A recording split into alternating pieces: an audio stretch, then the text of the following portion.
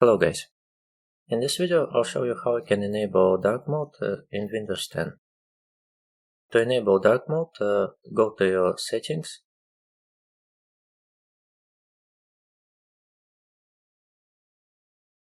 then click on personalization,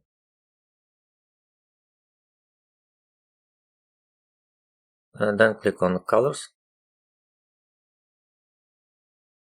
and underneath choose your color from drop down menu, select dark.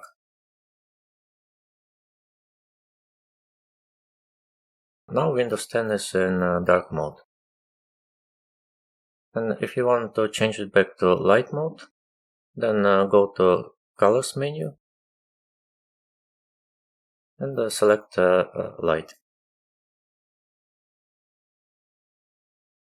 That's how you can enable dark mode in Windows 10. Thank you for watching.